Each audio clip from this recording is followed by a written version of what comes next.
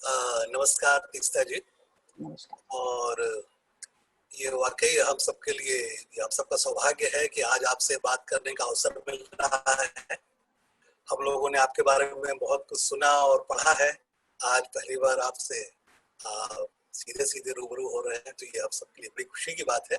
तो तीस्ता जी, एक बात जो अक्सर आप सबके मन में, हम सबके मन में ये सवाल उठता है इस सत्ता को लेकर, वर्तमान सत्ता को लेकर, कि एक तरफ सरकार ये कहती है कि उसके पास प्रचंड बहुमत है, विशाल बहुमत है और उसके विचारों को लेकर के एक आम सहमति पूरे देश में बन चुकी है, तो बड़ा कॉन्फिडेंस के साथ ये बात कहती है। लेकिन दूसरी तरफ थोड़ी भी असहमति की आवाज उठती है, थोड़ा भी विरोध होता है, तो बिल्कुल बौखला जाती है। और आज भी अनेक बुद्धिजीवी, पत्रकार, समाज सेवी, और कल देखिए डॉक्टर कफील तो उसके एक उदाहरण है, कल वो छूट कर आए हैं। तो इस तरह के लोगों को लेकर के वो सीधे निशाने पर उंगली ले लेती है और ऐसा लगता है जैसे उसके भीतर एक खौफ है इनको लेकर के, थोड़ी भी असहमति को लेकर। तो ऐसा क्या लगता है आपको, इसकी क्या वजह हो सकती है? बुनियादी स्तर पे संजय जी, नमस्कार। पहले आपसे मुलाकात करके बहुत खुशी हो रही है। बुनियादी स्तर पे संजय जी, ये जो सरकार है वैचारिक स्तर पे गैर संवैधानिक सोच पे टिकी हुई है, क्योंकि ये हमें पहले समझना पड़ेगा, बहुमत मिले या ना मिले, क्योंकि दुनिया भर में फासीवाद ताकतों को भी बहुमत मिला है कि जो ताकत इस वक्त देश पे राज कर रही है वो खुद संविधान में विश्वास रखने वाली ताकत नहीं है। और संविधान में विश्वास नहीं रखना, इसका मतलब है बराबरी, समानता, इंसाफ की बराबरी, ये सब मुद्दों पे विश्वास पे नहीं रखने का सवाल है। तो अगर हमें ये एक बार हम समझ ले, तो एक एक उनके जो कदम हुए हैं 2014 से लेके आज तक, हमें समझ में आ जाएंगे कि प्रतिरोध विरोध को भी राष्ट्र विरोधी ठहरा देना, कोई भी, जैसे आपने कहा, एकेडमिक हो, कोई भी इसको अपने दुश्मन समझ के जेलों के अंदर बंद करने, और सांसद में भी लोकतंत्र को खत्म करके प्रश्नकाल को रद्द कर देना। बिल्कुल। ये अब जैसे एक बात और भी है कि शुरू में ऐसा लगा कि ये लोग अल्पसंख्यकों को निशाना बना रहे हैं, लेकिन इधर देखिए कि जिस तरह से समाज के कमजोर वर्गों पर हमले हो रहे हैं, जो दलित हैं, पिछड़े हैं, हाशिए के जो लोग हैं। अभी आगरा में देखिए कि एक दलित युवती की लाश को बिल्कुल चिता से उठा दिया गया। तो इनके जो समर्थक हैं वो इस तरह से समाज के कमजोर वर्गों को भी निशाना बना रहे हैं। तो मतलब इनका आखिर टारगेट है कौन? कौन कौन लोग इनके टारगेट पे हैं? देखिए, इनकी टारगेट पे है देश का लोकतंत्र और देश का संविधान, नंबर एक। और लोकतंत्र और संविधान का मतलब ये है, क्योंकि संविधान एक बराबरी का सपना हमें दिखाता है। वो बराबरी हमारी जिंदगी में न भी आई हो तो भी प्रवासी मजदूर जो है वो समझता है कि कम से कम मैं कानून के सामने, राजा के सामने, सरकार के सामने, मैं बाकी संपत्ति वाले लोगों के साथ में भी एक हूँ। मगर जिस तरह शर्मनाक तरीके से हमारे प्रवासी मजदूर, श्रमिक कामगार, जो भी आप लफ्ज उसका है, माइग्रेंट वर्कर्स के साथ जो पलायन करवाया गया, जिस तरह उनकी परिस्थितियों को नजरअंदाज करवाया गया, और आज भी उसके होने के बाद भी सरकार उसको नजरअंदाज कर रही है, भूखमरी हो रही है, खुदकुशियां हो रही है ये कमजोर वर्गों के बीच, मगर आज भी हमारी सरकार कुछ अलग ही एक डायलॉग फ्रेम करने में लगी हुई है। आपने देखा कि प्रधानमंत्री के यूट्यूब चैनल पे अभी टिप्पणी भी करना मना है, क्योंकि जब 10 लाख विद्यार्थियों ने टिप्पणी की मन की बात के बाद, तो फिर उन्होंने वो टिप्पणी करने का यूट्यूब के उसपे उनको रद्द कर दिया। तो वो नहीं, प्रेस कॉन्फ्रेंस नहीं लेते प्रधानमंत्री, मंत्री कोई प्रेस कॉन्फ्रेंस नहीं लेते। आर्थिक व्यवस्था को लेके हमको कहा जाता है कि भगवान की इच्छा है। तो इस तरह का जो एक प्रक्रिया है सरकार की, वो एक डेमोक्रेटिक सरकार, लोकतांत्रिक सरकार की बिल्कुल नहीं है। वो समझते हैं कि बस हमारा हक है वहां रहना और हम किसी भी तरह से राज करें। मैं आपका ये संस्मरण पढ़ रहा था, जो आपकी किताब है, उसमें एक जगह आपने नारंगपुरा की चर्चा की हो, बड़ी अजीब घटना है वो। तो एक सवाल मेरे मन में उठा उसे पढ़ते हुए कि बताइए, इतने सालों से हम लोग सब लोग साथ मिलकर के अलग अलग समुदायों के लोग रहते आ रहे थे, तो कहीं ऐसा तो नहीं कि हमारे स्वतंत्रता आंदोलन संघर्ष में या उन लोगों जो लोग लड़ रहे थे उन लोगों ने कोई एक बुनियाद जो रखी उसमें कोई कमजोरी थी क्या कि धीरे धीरे फिर ये अचानक ये सौहार्द आपको लगता है कि कम होता जा रहा है? मतलब 20 वर्षों में अब आपकी जो नारायणपुरा की घटना देखी 20-25 वर्ष के बाद की ही आजादी की, तो ऐसा क्या हुआ? नींव में कोई कमजोरी है क्या, या हमारी धर्मनिरपेक्षता की अवधारणा में कोई कमजोरी रह गई, या क्या हुआ? आपको क्या लगता है? मुझे लगता है कि आपने बहुत सही सवाल किया कि राष्ट्रीय आंदोलन, जो आजादी का आंदोलन, जो एक तरह से एक सामूहिक आंदोलन था, लोकतांत्रिक एक पूरा अपसर्च था, वो बुनियादी जो वसूलों के ऊपर हमारा देश बना, कॉन्स्टिट्यूएंट असेंबली डिबेट्स हुए, संविधान लागू किया गया, उसके बाद मुझे लगता है जो मैंने घटना जिसके बारे में आपने जिक्र किया है वो 91 की है, 91 की है, 91 की घटना है। और मुझे मतलब अभी भी मुझे रोंगटे खड़े हो जाते वो, मतलब अभी भी वो पढ़ के और सुन के खून खराबे के साथ साथ जो उनके बाद में फेलिसिटेशन हुआ नवरात्रि के दरमियान, मुझे लगता है कि धर्म का सबसे बड़ा उल्लंघन उससे ज्यादा हो नहीं सकता कोई भी धर्म या मजहब का। तो मुझे लगता है कि मेरे समझ में गांधी जी की हत्या 30 जनवरी 1948 को जो हुई, वो हमारे देश के लोकतंत्र में सबसे बड़ा आतंकवादी एक हमला था और एक इच्छाजनक था। मतलब वो दूरदर्शी उनका ये था कि बस हम इस तरह का देश हमें कबूल नहीं है। और तब से लेके आज तक ये ताकतें हमारे लोकतंत्र को कमजोर करने में लगी हुई है, सामाजिक स्तर पे, वकीलों के भीतर, टीचर के भीतर, हर ढांचे के भीतर। धर्मनिरपेक्ष ताकतें ये समझ गई, ये समझ के बैठ गई, जो आपका सवाल था कि जो धर्मनिरपेक्ष ताकतें वो समझ गई कि हमने जीत लिया ये देश, हमने बना लिया ये देश, मगर इसकी बुनियाद और मजबूत करना, धर्मनिरपेक्षता के नींव को समाज के अंदर और मजबूती से फैलाना, जहर को नहीं फैलाने देना, ये सब काम कमजोर हुए हैं। और इसकी वजह से ये नतीजा हम आज देख रहे हैं कि नफरत जिस तरह उगला जा रहा है, हमारे अल्पसंख्यक बिल्कुल असुरक्षित अपने आप को महसूस कर रहे हैं, गरीब असुरक्षित है, और समाज को बिल्कुल आपने एक दूसरे के बीच में भिड़ा के रख दिया।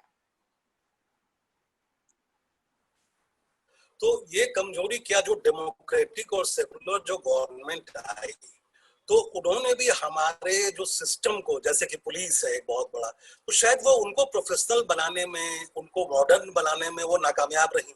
तभी तो शायद पुलिस, आपने खुद, आपकी किताब में इसका जिक्र है कि किस तरह से पुलिस काम करती रही है। तो क्या ये मानती हैं आपकी डेमोक्रेटिक और सेकुलर सरकारों की भी नाकामयाबी है इसमें, या उनका कोई कॉन्ट्रडिक्शन है बहुत बड़ा? कॉन्ट्रडिक्शन और नाकामयाबी, मतलब आप देखिए, एक देश सिर्फ एक संविधान से तो धर्मनिरपेक्ष नहीं बन सकता। अगर जैसे डॉक्टर बाबा साहेब अम्बेडकर ने खुद कहा था कि अगर हमारा समाज ही जातिवाद पे टिका हुआ है, छूत अछूतपन्ना पे टिका हुआ है, अगर हमारे असमानता हमारे गरीब और अमीर की इतनी मतलब बढ़ती जा रही, नियो लिबरल जो वामपंथी ताकत एक तरह से कह रहे हैं मगर उनके सामने कुछ आवाज नहीं उठा पा रहे, 1990 के बाद जिस तरह की आर्थिक नीति हमने अपनाई उसको लेकर एक तरफ और सांप्रदायिकता को लेकर दूसरी तरफ, दोनों तरीके से लोगों के बीच में असमानता बढ़ती गई। और हाँ, बिल्कुल मुझे लगता है कि चाहे वो पुलिस का कानून हो, चाहे वो आदिवासी, हमारे आदिवासी तो हमें कहते हैं कि हमको 56 साल के बाद हमको आजादी मिली, जब आपने हमारा जनजाति, हमारा फॉरेस्ट राइट एक्ट पास किया 2006 में, तो 56 साल ये सरकार क्या कर रही थी? आर्टिकल 5 और आर्टिकल 6 ने आदिवासियों को छूट दे दी कि अपने इलाकों में वो राज कर सकते हैं, मगर जमीन पे अधिकार, आदिवासी महिला पे अधिकार, रिकॉग्निशन ऑफ राइट्स जो वो कानून ने दिया संघर्षों के बाद, वो शायद बहुत पहले देना चाहिए था। तो इसीलिए डेमोक्रेटाइजेशन एक तरह से रुक गया हमारा सदन और पार्लियामेंट्री डेमोक्रेसी आने के बाद। और बहुत सारे कानून जो हमें रद्द करने चाहिए थे, जैसे कि सेडिशन का कानून, सेडिशन का आज भी जवाहरलाल नेहरू को हम कोट करते हैं, वो कहते हैं कि इस तरह का सेक्शन हमारे किताबों पे नहीं होना चाहिए, मगर सरकार भाई तो आपकी ही थी, आप उसको रद्द क्यों नहीं किए थे? तो ये सवाल कड़वे सवाल है। नेशनल सिक्योरिटी एक्ट जो डॉक्टर कफील खान का आपने जिक्र किया, उनके खिलाफ जो बाकी सब केसों से बेचारे छूट गए और लास्ट में आपने एनएसए लगा दिया। एनएसए भी बिल्कुल एक गैर संवैधानिक कानून है जो हमारे स्टैट्यूट बुक्स में नहीं होना चाहिए एक लोकशाही में, फिर भी वो है। भारतीय जनता पार्टी और आरएसएस की सरकार से 2014 से बहुमत में है, इसके पहले की सरकार ने भी एनएसए गलत तरीके से इस्तेमाल किया। आपने एक जगह लिखा भी है कि अगर 1984 के दंगों के अभियुक्तों को पकड़ा जाता तो 1991-92 में फिर ये बात नहीं होती। और अगर 1991-92 के लोगों को मुआवजा मिलता, उन्हें सही ढंग से पुनर्वास मिलता, तो फिर 2002 का दंगा नहीं। ऐसा तो कि हमारे न्यायिक व्यवस्था में यानी जुडिशियरी भी ठीक से दंगा के अभियुक्तों को निपट नहीं रही है, उन्हें कड़ी सजा नहीं दे पा रही है। तो जो इनेबिलिटी है जुडिशियरी की कहीं ना कहीं, वो भी जिम्मेदार है सांप्रदायिकता के विकास के लिए। बिल्कुल, जितना ही हम पुलिस को जिम्मेदार ठहराएं, जितना ही प्रशासन और राजनीतिक ताकतों को जिम्मेदार ठहराएं, उतनी हमारी न्याय व्यवस्था भी जिम्मेदार है। क्योंकि जो कल्चर ऑफ इम्प्यूनिटी, पता नहीं हिंदुस्तानी में इसको कैसे कहेंगे, कल्चर ऑफ इम्प्यूनिटी, कि किसी को गलत ठहराना नहीं, वो अपने आप को बस पुलिस और प्रशासन और जो भी पावर में बैठा हुआ जो नेता है वो समझती है या समझता है कि मेरे खिलाफ कोई आवाज नहीं उठा सकता, मुझे में कोर्ट के कटघरे में आप नहीं खड़े कर सकते। 84 से एक साल पहले भी अगर आप जाएंगे तो नेली का मैसेकर हुआ फरवरी 1883 में असम में उसमें भी 2 दिन के अंदर 3000 से ज्यादा मुसलमानों का कत्लेआम हुआ। तो अगर ये पहले से शुरुआत से लेकर अगर प्रोसिक्यूशन और जो भी आरोपी हो जाते उनको हथियार बना गया और कहीं ना कहीं लोगों को आपस में भिड़ा करके, नफरत फैला करके राज कर। जी अच्छा, अभी जुडिशरी की बात चली है तो अभी एक मामला को लेकर के बड़ी चर्चा है, प्रशांत भूषण के मामले को लेकर के। कई लोग कहते हैं कि उनको 1 रुपया नहीं देना चाहिए, उनको सजा भुगतनी चाहिए, कुछ लोग इसको सही ठहरा रहे हैं, तो इस पर आपकी? मुझे लगता है कि जिस तरह से लोगों के बीच में एक भावना खड़ी हो गई और उन्होंने आवाज उठाया और उसकी वजह से सिर्फ 1 रुपया की सजा हुई, मुझे लगता है कि अभी के लिए वो ठीक है। The battle is not one, संघर्ष और लंबा जारी होगा जुडिशरी को अकाउंटेबल करने का, कंटेम्प्ट ऑफ कोर्ट जो कानून है उसको रद्द करने का।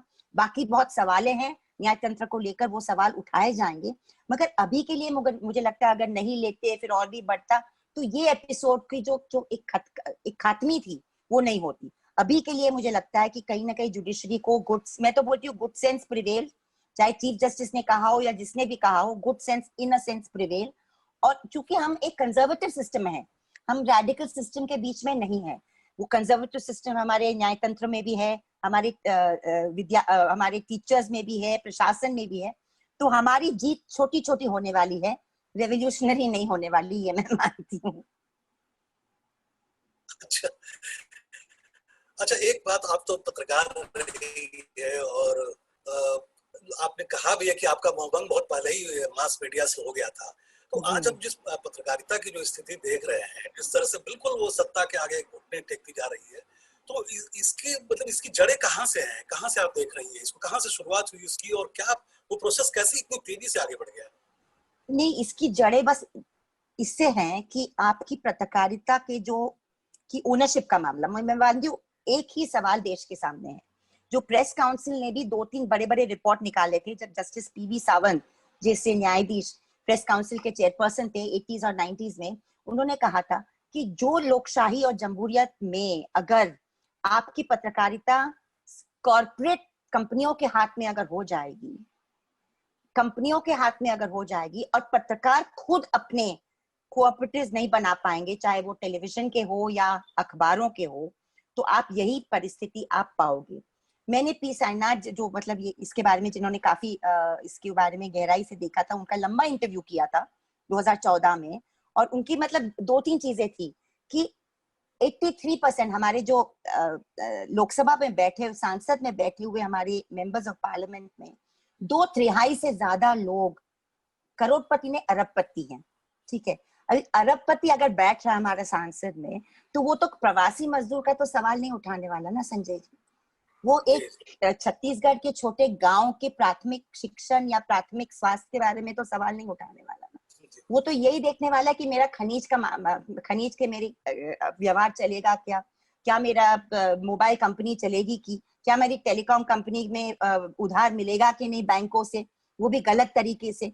तो ये हमारा इस वक्त हमारे लोकशाही पे एक जकड़ आ गई, पूरी जकड़ आएगी। और इसीलिए मैं मानती हूँ कि जब तक इलेक्शन का फंडिंग सरकार की तरफ से समानता बराबरी नहीं हो सब पार्टियों के लिए, मनी इन इलेक्शन, इसके ऊपर हमें सवाल उठाना पड़ेगा। क्योंकि पैसा बेहद इस वक्त हमारे जमहूरियत और लोकशाही पे को मैनिपुलेट कर रहा है। इलेक्शन में भी ये पैसे की जीत है, ये लोकमत की जीत नहीं है। जी एक सवाल फिर पूछना चाहूंगा आपसे कि तो फिर सब कुछ पूंजी का बोलबाला है, एक तरफ लोग सांप्रदायिक ताकतों की बातें ज्यादा सुन रहे हैं, तो फिर इसमें होप कहाँ है, उम्मीद कहाँ है? क्योंकि जनसंघर्ष करना तो बहुत कठिन होता जा रहा है। जब से ये नियो लिबरलिज्म आया है, नव उदारवाद, आर्थिक उदारीकरण आया है, एक तरह से इंडिविजुअलिज्म भी आ गया है, शहरीकरण बढ़ा है, तो मास मोबिलाइजेशन तो बहुत मुश्किल काम हो गया है। तो फिर जनता की जन सवालों को फिर कैसे उठाया जाए, मतलब कैसे आप जन संगठनों को, मतलब जन संघर्ष की के भविष्य को लेकर क्या आप देख रही हैं संभावनाएं? नहीं देखो, उम्मीद पे तो दुनिया कायम है, उसको उम्मीद को तो आप कभी नहीं तोड़ सकते। और जो इंसान जैसे हमारे जैसे लोग, आप भी शायद, जो कार्य में लगे हैं, जो एक्शन में लगे हुए हैं, जो जमीनी कार्य में लगे हैं, वो कभी उम्मीद तो नहीं छोड़ सकते। क्यों? उम्मीद तो वहीं से आती है। उम्मीद वहीं से आती है कि जब आप छोटे छोटे कदम उठाते जाएं, हुकूमत को आप चुनौती देते रहें, कभी हार मिले कभी जीत मिले, मगर वो प्रोसेस में ही कहीं ना कहीं कुछ दरवाजे खुल जाते हैं, कुछ कहीं ना कहीं अंधेरे में रोशनी आ जाती है। ये बार बार मुझे एक नौजवान कार्यकर्ता पूछते रहते हैं कि हम उम्मीद कहाँ से देखें। अभी आप जैसी कार्यकर्ता बताए, तो मेरा बस अनुभव ये रहा है कि हमें एक एक कदम पे हमारी लड़ाई छोड़नी नहीं है, अलग अलग स्तर पे लड़ाई छोड़नी नहीं। ये सबसे महत्वपूर्ण है आज की, लड़ाई नहीं छोड़ना, चुप नहीं हो, चुप्पी को मंजूर नहीं करना, चुप्पी को तोड़ना, मतलब चुप्पी को तोड़ना बहुत जरूरी है।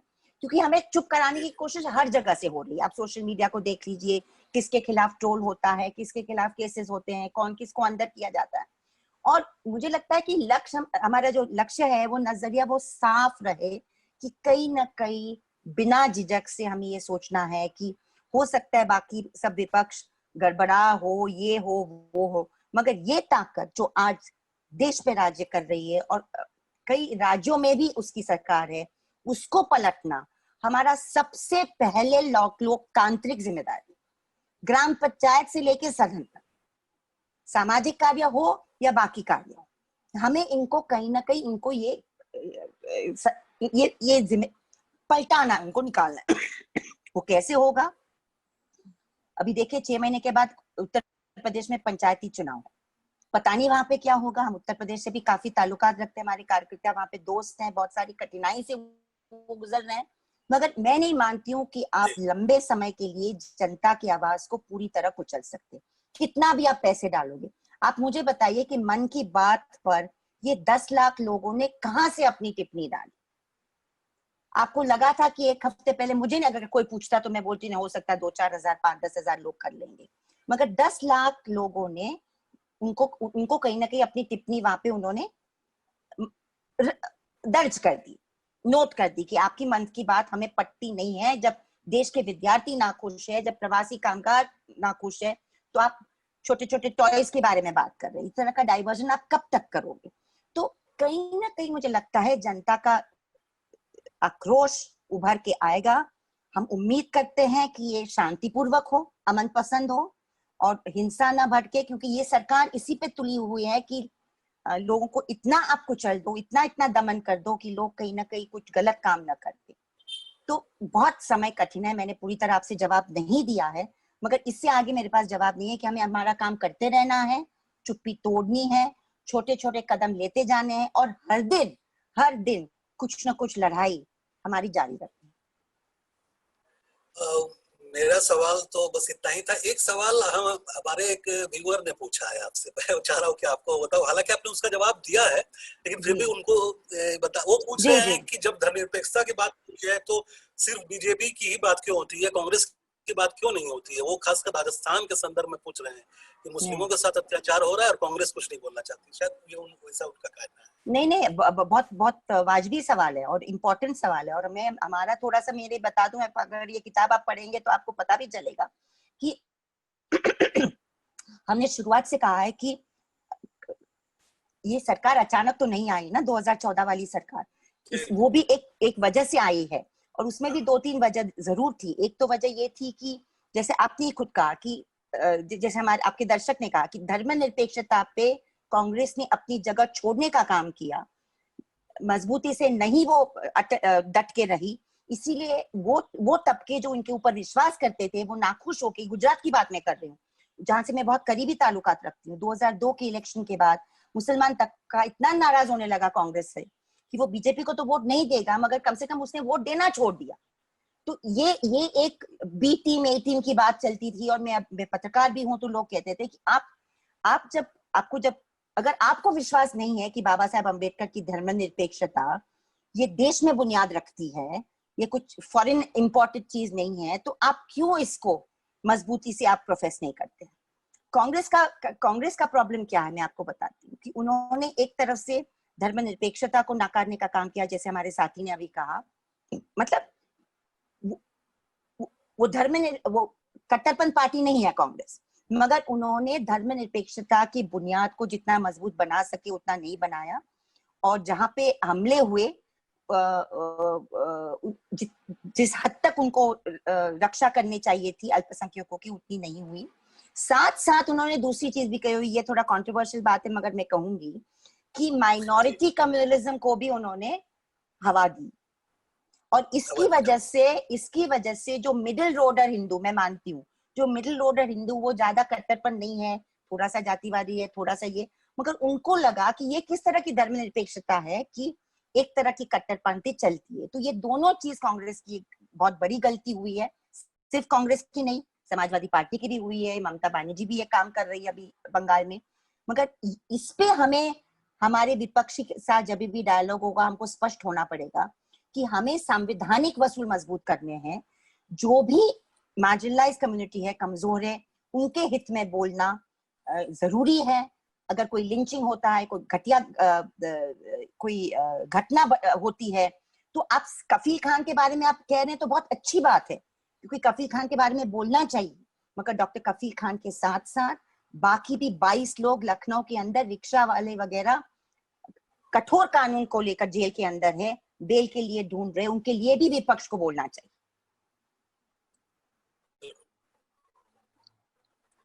एक और सवाल है एक हमारे व्यूअर का, और ये अच्छा सवाल है।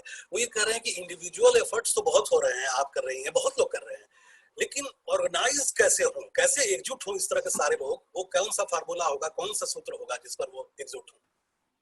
ये सबसे बड़ी चुनौती मेरे खुद के लिए है, मेरे संगठन के लिए और बाकी सब कार्यकर्ताओं के लिए है कि कहीं ना कहीं हमको एक wider common and minimum programme बना करके छोटे मोटे जो अलाइदापन होंगे या डिफरेंसेस होंगे उसको अलग रख के हमें एक कॉमन मैनिफेस्टो बना करके हमें एकजुट होना ही पड़ेगा, क्योंकि राष्ट्रीय स्वयंसेवक संघ और उनके संगठनों की एक ताकत ये है कि अगर उनके लाख अगर आपस में डिफरेंसेस होने के बावजूद वो एकजुट होके, अगर उनको मोदी अच्छे लगे या बुरे लगे, आदित्यनाथ बुरे लगे या अच्छे लगे, मगर उनके पीछे वो लग जाएंगे, और बिना आरएसएस की बीजेपी इलेक्शन जीत नहीं सकती, चाहे अमित शाह ने कितना भी जादू किया हो, क्योंकि वो जो संगठन है उसने तकरीबन 100 साल से समाज के अंदर बुनियादी स्तर पे, अच्छे तरीके से नहीं मगर बुनियादी स्तर पे जरूर अपने आप को मजबूत किया है।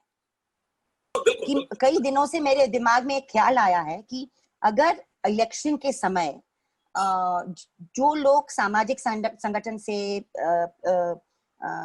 जन संघर्षों से जुड़े हुए हैं, ऐसे लोगों को अगर स्टेट असेंबलीज और सांसद में भेजने का काम अगर विपक्ष की पार्टियां करें, कुछ सीटें 20, 40, 50 सीटें असेंबली में या 20, 40 सीटें पार्लियामेंट में ऐसे आजाद लोगों के लिए, इंडिपेंडेंट लोगों के लिए रखी जाए और पूरा विपक्ष एक साथ में आके इनको सपोर्ट करे।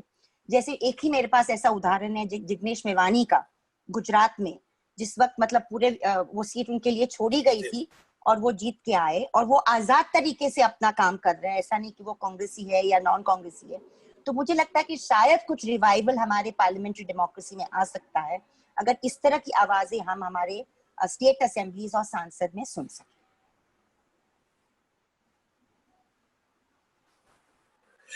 एक छोटा सा सवाल और आया है कि आप ट्रोल को कैसे डील करती है? जो महिलाओं को लेकर ट्रोल हो रहा है, आपको लेकर ट्रोल होता है, इसको कैसे डील कर लेती है? ये इंटरेस्टिंग सवाल है। इट्स वेरी डिफिकल्ट, मतलब बहुत कठिन बातें हैं, क्योंकि मैंने मेरे किताब में भी उदाहरण दिया है, वो लंबा चौड़ा उदाहरण है, मैं अभी नहीं दोहराऊंगी, मगर बहुत ह्यूमिलिएटिंग होता है, क्योंकि वो औरत को एक ही ढंग से गिराने की कोशिश करते हैं, सेक्सुअल इन्वेंटो होता है, सेक्सुअल थ्रेट होते हैं वगैरह वगैरह। और बहुत दिनों तक हम लोगों ने, मैं और मेरी दूसरी भी महिला साथियों ने ऐसे समझा कि हम खुलेपन से करेंगे, मगर मैं लगती हूँ कि आफ्टर अ पॉइंट हमको डिसीजन लेना पड़ा कि ऐसे लोग होंगे तो उनको ब्लॉक ही कर दो, क्योंकि फायदा नहीं, अगर हम इसी के ऊपर हमारा इमोशनल एनर्जी और फिजिकल एनर्जी वेस्ट करेंगे तो जो हमारी असल लड़ाई है वो हम नहीं लड़ पाएंगे। मगर दिन रात मैं आपको कह रही हूँ, ऐसे 100-200 लोग हैं हिंदुस्तान में, जिसमें से मैं एक हूँ, दिन रात ये पूरी टीम हम लोगों को हमारे चरित्र पे, हमारे कुछ भी हमारे ऊपर गिराने की कोशिश कर रही है। बहुत कठिन होता है इसके लिए डील करना कहीं ना कहीं अंदर से शक्ति लेनी पड़ती है, दोस्तों से, परिवार से बहुत सारी सपोर्ट लेना पड़ता है। बहुत बहुत शुक्रिया आपसे, आपने हमसे बातचीत की।